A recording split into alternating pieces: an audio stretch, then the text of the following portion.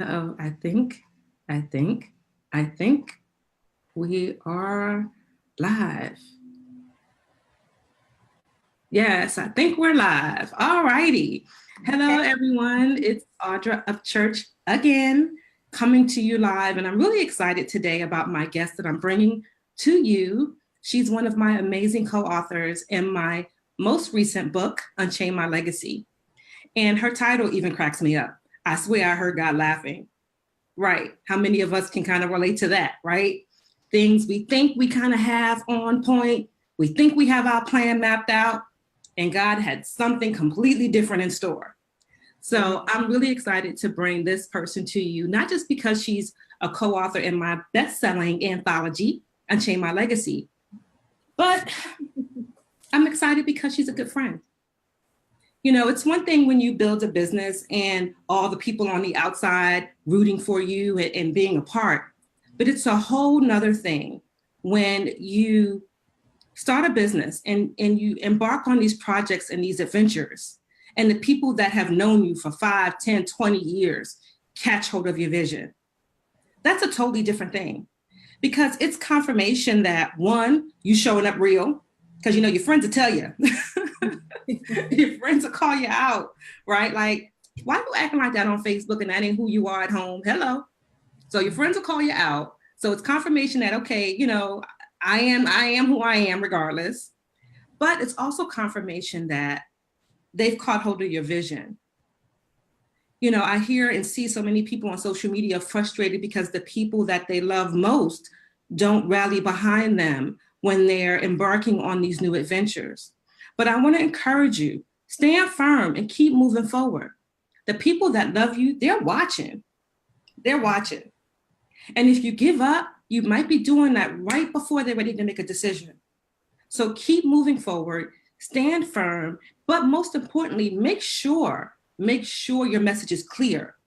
Because if it is, they'll eventually, if it's for them, they'll eventually come on board, just like my guest did and was one of the amazing authors in my best-selling anthology, Unchain My Legacy. So I'm not going to keep you wondering who she is any longer.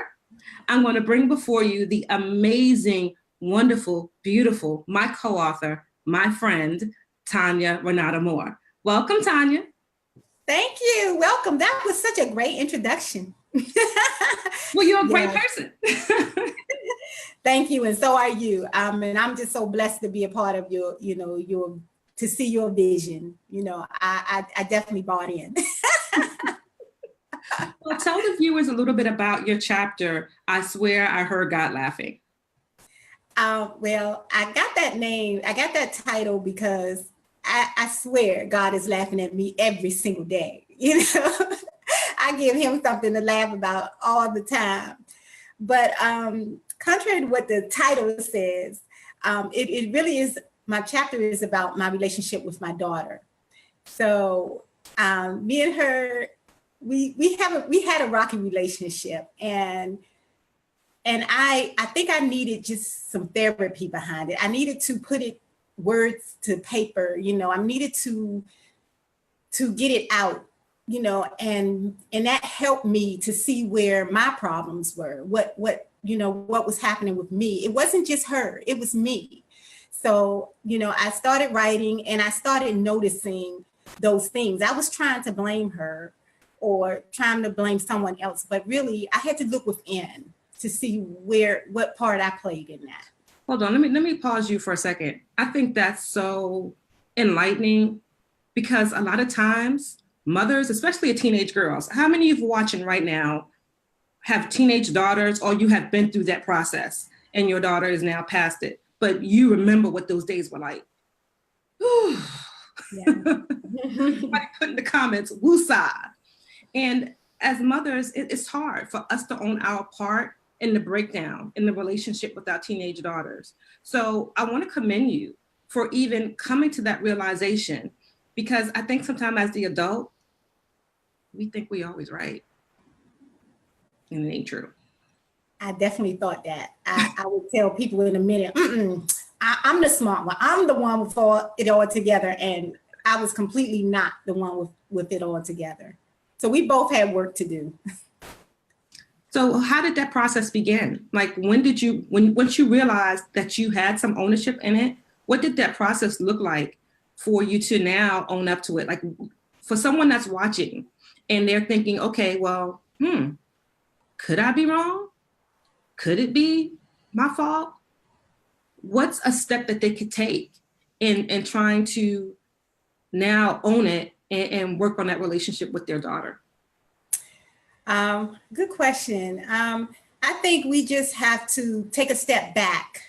I think we have to just, sit back and say, what could I do different? How could I make this different? How could I change, my behavior? So I did talk to a therapist, and we were talking together, and she told me to just go in there on days that that she doesn't really want to be bothered. Just go in there and give her a hug and just say, I love you, and I did that. And it was weird at first because I felt like she hated me, but I knew that I had to do something different to get something different, and she started, loosening up a little bit, but she was still in that teenage, mindset. So it took her a little bit, and, eventually she did come around. So even though in the beginning she wasn't receptive, you still continued. That's brave. Yeah. I think for mothers, for us to feel, and if I can be honest, for us to feel rejected by our own children, that's a hard pill for us to swallow, right? Because everything in the world tells us that we should be these perfect women with these perfect families and these perfect children, even though we know that's a bunch of crap. The world tells us that, right? So when we don't get that lovey-dovey feeling back from our kids, it's hard. And it could have been very easy for you to say, well, you know what, therapist, I tried, it ain't work, moving on. But you didn't do that. So I commend you on that. Yes, it was a great idea. I had never even thought about doing that. We were just like at odds. No matter what we did, I just couldn't get through, and then I tried to remember back when I was a teenager. And my mom was a single mom, so she didn't have the time that I actually have because I have someone helping me. But I still had to realize that that's a difference. That makes a difference too. So I tried to see it from her point of view, what she was going through, and it helped me. That's awesome. So let's talk about your writing journey, because I think we've already kind of gotten the viewers interested in checking out your chapter. And if you haven't downloaded or bought your copy of Unchain My Legacy, you can do that. You can go right to Tonya's webpage, and that's tonya.unchainmylegacy.com. Tonya.unchainmylegacy.com. So feel free to grab your copy, and I'm sure she'll be gracious enough to sign it and get it off to you. Right, Tonya? Exactly. I can't wait for you to read it. I'm so excited for you to read it. It's wonderful. So let's talk about your writing journey. So when you signed up to be a part of Unchain My Legacy, the experience, was it what you thought it would be, or did it turn out to be something completely different? It actually exceeded my expectations, actually. I started writing, and of course you get that feeling that, oh my God, what are people going to think? But I knew that I wanted to leave a different legacy. I didn't want it to be, where my daughter hated me. I wanted her to understand where I was coming from. So, but the journey through it all was, again, it exceeded my expectation, and I grew a lot from that. Just writing that chapter, I saw different visions. I saw different ways in which what I had to say could reach people. So it was a great journey, and I'm still on it, as a matter of fact. So you're still on it. I love that. Mm-hmm. So let's talk about that. Let's talk about that process, because there were some epiphanies that happened for you as you wrote your chapter. Can you share a little bit about where you're going, the direction you're heading that kind of came through you writing all of this? Okay, yes. While I was writing, I thought about me as a person and the things that I personally deal with on a daily basis. Like, I have alopecia, and dealt with self-image, a problem with self-image. I always try to come across like I had it all together and things like that. And looking a certain way, I wanted to always look that certain way. And I wanted to feel good about myself. So I decided, I would, do something like a wig line for women who have alopecia. And I wanted to create, something specifically for a woman with alopecia. And that it helps them with their self-image. And it helps them, feel that that they don't have to suffer with a self-esteem or self-image problems. They can be who they want to be, and they can also look good in the process.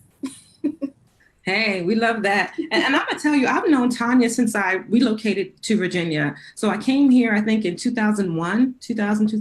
No, yeah, 2000 actually. And so Tonya was one of the very first friends that I made when I moved here. And I'm going to be honest, until this book, I didn't even know you had alopecia. I mean, I wear wigs, so I just thought everybody else did, because I like them. Right? And so you've educated me so much on the whole process and the experience. And I think what you're doing is amazing. Society has dictated to us how we should look, how we should behave, how we should show up. And it can cause such devastating effects to women and their self-love and how they feel about themselves. So to produce a line, because I didn't even understand the differences in wigs for women with alopecia. Like a woman with alopecia, her wig would have to be different from the wig that I wear. I didn't know that.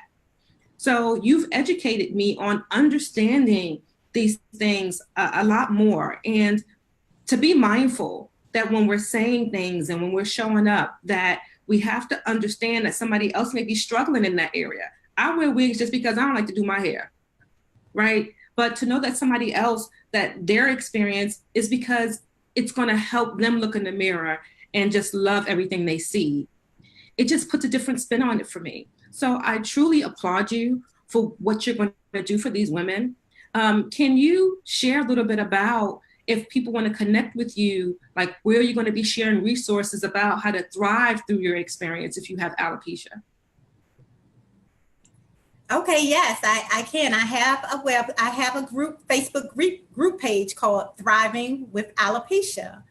And it's a place where women who have alopecia, or women who may know other women who have alopecia. So it's not just for women with alopecia, but it's there that they can get inspiration. They can join other people in conversations on how they may feel, how they were made to feel, and just getting, a good feeling about themselves. It helps them with their self-image and their self-esteem, and know that they are not alone, and they're not alone in dealing with this. There are probably 1 out of 5 people who have alopecia, and chances are someone in your family knows.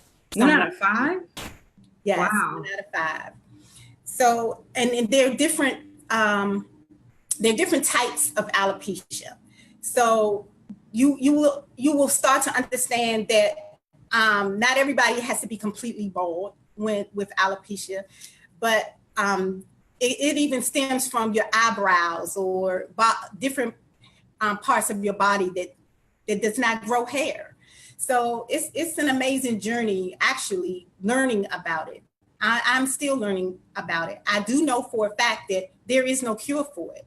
As of this recording, there is no cure for it. So, and there are people that's coming out now, even stars in Hollywood, they're saying that they have alopecia, and that you never would know that. Oh, wow. That's amazing. So your community is called Thriving with Alopecia. And in it, what are some of the topics and things you guys are going to discuss in your community? Like, is it a safe place for women with alopecia? We go through so much. Because I think your community is a private group. Is that correct? Is it a private Facebook group? Yes, it's a private group. And in order to be a part of it, you can just answer questions, but you really don't have to answer them if you don't want to, and still be accepted into the group. But it's just a place where you can go, and people encouraging and supporting one another. You can get educational, you can get tips on how to deal with reactions from other people. We just say to be yourself, and from what I've experienced, no one really has a problem with it. It's basically, it was just me having a problem with it, but other people really don't have a problem with it. Wow. Well, let's talk about that for 1 second, because I just had that conversation with somebody 2 days ago. There are times when we put so much pressure on ourselves to show up and be a certain way because we think that's what everybody expects, right? And it's so not the case. I think even with whether it's alopecia, whether it's your weight, people will love you for who you are when you love you for who you are. Yep. The key is loving yourself. You have to love yourself first. You have to accept that this is who you are and how God made you. Now, we know that the beauty industry is a double-digit billion-dollar company a year that makes that kind of money a year. So we know that everybody probably struggles with something. Everybody just wants to be accepted, but they also want to fit in, and you really don't have to. And society says we have to fit in, but we can really just be who we want to be, and we just have to start with accepting who we are. Well, I love that, Tonya, and I love that I've gotten to watch your journey, entering this process as a new author and not really sure of what would happen, then watching you thrive through the process, and then seeing you come to this realization that I don't want this to stop here, that I want to take this experience and I want to launch something that's going to change women's lives. That, honey, it does something to me. Like I said, when we started the broadcast, to have someone that I've known for almost 2 decades decide to be a part of my book project was everything. And I've always considered you a friend. We've hung out in Vegas. We did the hoodie awards. We had a ball and all of that. Lived off 5-hour energy for 4 days. Yep, we did. Girl, what happens in Vegas stays in Vegas, y'all. So don't ask no questions. But anyway, exactly. Has taken our friendship to such a different level. And I'm so thankful that, you came on board and we were able to even learn more about each other and connect on a deeper level. And I'm glad the world gets to read your story. So thank you so much for jumping on board and just coming in full swing and being a part of it. So let the viewers know how they can keep in touch with you if they want to hear more or just know more about you. Okay, well, yes, you can join my Facebook group, Thriving with Alopecia. Just go out there. It's Thriving with Alopecia. Alopecia is spelled ALOPECIA. And you can also go to my profile page in Facebook, Tonya R. Moore. I also have a business page, Tonya Renada Moore. Renada is spelled RENADA. And you can also reach me on Instagram. It would be Moore, MOORETR. And I look forward to meeting new people and you joining my group. Yay. And I also want to thank Audra because she gave me this opportunity. I would have never thought about writing until I listened to her. She is such a great motivator. She is such a great person. Oh.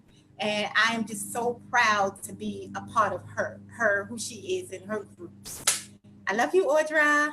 Well, I love you too, Tonya. And I am, again, thankful that you jumped on board with this project and that you took it and you ran with it and that other lives are going to be changed. That to me truly is what Unchaining Your Legacy is all about. Letting go of the past so you can move forward to the life that you're meant to have. So thank you so much. And for those of you guys, again, you can grab a copy of Unchain My Legacy right from Tonya's webpage at tonya.unchainmylegacy.com. And if you would like to know more about my next book project, which is Unchain Me Mama Volume 2, you can leave a comment and I'll circle back around to you because that book is almost filled. And I just can't believe how just things are rolling and moving forward.